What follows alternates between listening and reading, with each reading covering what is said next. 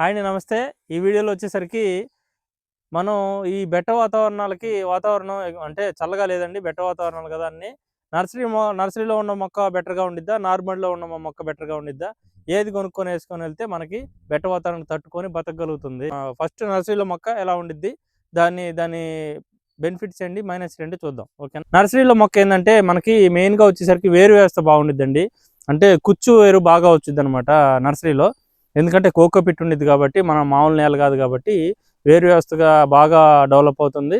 Plus ఇప్పుడు damping of అంటే మీకు కుళ్ళుడ్లు కానీ, బ్లైట్లు కానీ, కుళ్ళులు కానీ ఇట్లాంటివి రావటం చాలా తక్కువగా ఉంటుందండి. తర్వాత రోగాలు కూడా చాలా తక్కువ ఉంటాయి. ముడత అంటే షేడ్ నెట్‌లో ఉంటుంది కదా! ఆ ముడత కానీ, రోగాలు కానీ చాలా తక్కువగా ఉంటాయన్నమాట. ఇది ప్లస్సు. వేరు వ్యవస్థ బాగుంటుంది. ప్లస్ కుళ్ళుడు తగ్గుతుంది.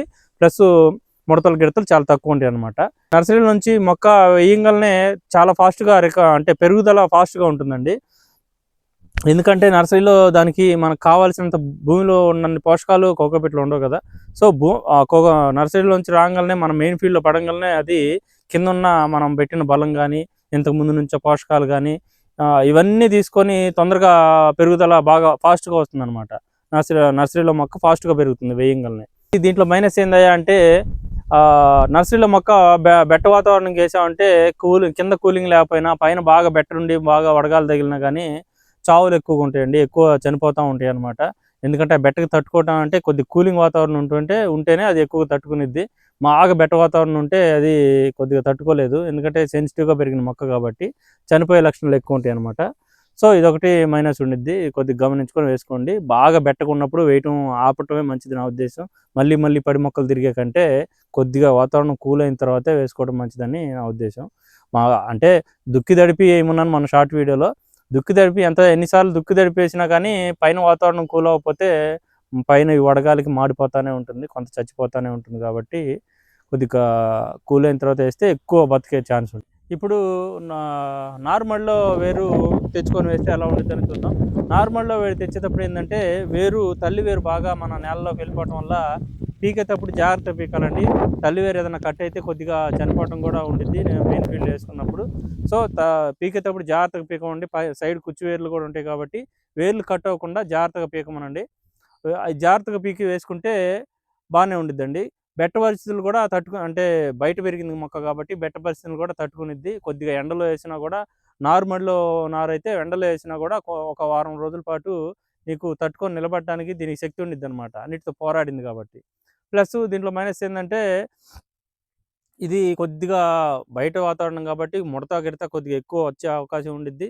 చూసుకొని తెచ్చుకోండి. తర్వాత కుళ్ళుడు, గిల్లుడు కూడా అంటే మేనేజ్‌మెంట్ బాగా చేస్తే బానే ఉండిద్దిలే. కొద్దిగా కుళ్ళుడొచ్చే అవకాశం షేడ్ నెట్లు కాదు కదా! ఓపెన్ బెడ్ కాబట్టి కొద్దిగా కుళ్ళుడొచ్చే అవకాశాలుంటాయి. కొద్దిగా ముడతొచ్చే అవకాశాలుంటాయి కాబట్టి కొద్దిగా చూసుకొని మంచి నారు తెచ్చుకోండి. బెట్టగా ఉన్నప్పుడు వేసుకోవటానికైతే బయట నారుమడిలో పెంచిన నారు మంచిది. మనం ఉన్న బెట్ట వాతావరణానికి ఏసుకోవటానికి. సో, బయట పెరిగింది కాబట్టి దీని స్టెమ్ అనేది మంచి స్ట్రాంగ్‌గా ఉండిద్దండి. దానికి కొద్దిగా మెత్తగా ఉన్న అంటే కొద్దిగా అది సన్నగోలుగా ఉన్న ఏది నర్సరీలోది. దీని స్టెమ్ మాత్రం మంచి లావుగా ఉండిద్ది. స్ట్రాంగ్‌గా ఉండిద్దండి. బయట పెరిగింది కాబట్టి. ఎందుకంటే ఇది అంటే నాటుకోడి టైప్ అనమాట. అది బాయిలర్ కోడైతే. సో, ఇది గట్టిగా ఉండిద్ది. మొక్క కూడా గట్టిగా ఉండిద్ది. అన్నిటిని తట్టుకొని నిలబడటానికి కొద్దిగా బెట్ట వాతావరణానికైనా కొద్దిగా ఎక్కువ వానలు పడ్డా బెట్ట వాతావరణానికైనా తట్టుకొని నిలబడటానికి ఇది బెటర్‌గా ఉండిద్దనమాట. పెరిగేటప్పుడు కొద్దిగా స్లోగా పెరుగుతుందంటే ఎందుకంటే అది కూడా మన పొలమే కాబట్టి, ఇది పొలమే కాబట్టి వేసిన తర్వాత అదే ఒకసారి చనిపోయి బతకడమే కాబట్టి వేసిన తర్వాత కొద్దిగా 4, 5 రోజులు, వారం రోజుల తర్వాతే ఇది గ్రోతింగ్ స్టార్ట్ అవుతుందనమాట. ఆహ్, అంటే అది నర్సరీ మొక్కంత ఫాస్ట్‌గా గ్రోతింగ్ ఉండదు. కొద్దిగా స్లోగా గ్రోతింగ్ ఉండుద్ది. లాస్ట్‌కి 2 ఒకటే అవుతాయిలెండి. దానంత ఫాస్ట్‌గా దీని గ్రోతింగ్ ఉండదనమాట. గ్రోతింగ్ కొద్దిగా స్లోగా ఉండిద్ది. కానీ కంగారు పడాల్సిన పని లేదు. మనం చేసే మేనేజ్‌మెంట్ బట్టి అన్నీ లాక్కరావచ్చు. ఓకేనా? ఫైనల్‌గా కంక్లూజన్ చెప్పాలంటే మన హైబ్రిడ్ ఇత్తనాలకి, హైబ్రిడ్ చిల్లీస్‌కైతే ఎందుకంటే సీడ్ కొద్దిగా వేస్ట్ కాకుండా అన్నీ జర్మినేషన్ రావాలంటే నర్సరీ బెటర్ అండి. మీరు నాటు రకాలు ఉన్నాయి కదా! ఇప్పుడు కొత్తగా ఎర్ర బంగారం అంటున్నారు. 999 గానీ, సూపర్ డీలక్స్ గానీ, సూపర్ 10లు గానీ ఇట్లాంటి నాటు రకాలకైతే ఓపెన్ బెడ్స్‌లో అంటే బయట నారుమడిలో పోసుకోవటం బెటర్ అండి. నాటు రకాలకి ఓపీలకైతే ఓపెన్ బెడ్స్ బెటర్ అని నా ఉద్దేశం. హైబ్రిడ్ విత్తనాలు వేసుకునే వాళ్ళకైతే ప్రో ట్రేలు అంటే నర్సరీలు బెటర్ అని నా ఉద్దేశం అండి. ఓకేనా? ఇది నా కన్క్లూజన్ అయితే. సో, బాగా బెట్టకున్నప్పుడు మాత్రం కొద్దిగా జాగ్రత్తగా చూసుకొని వేసుకోండి. మాను మచ్చ రావచ్చు. తర్వాత కాండం గూడా అది హీట్‌కి మనకి కరిగిపోయి గందరగోళం అవుతుంది.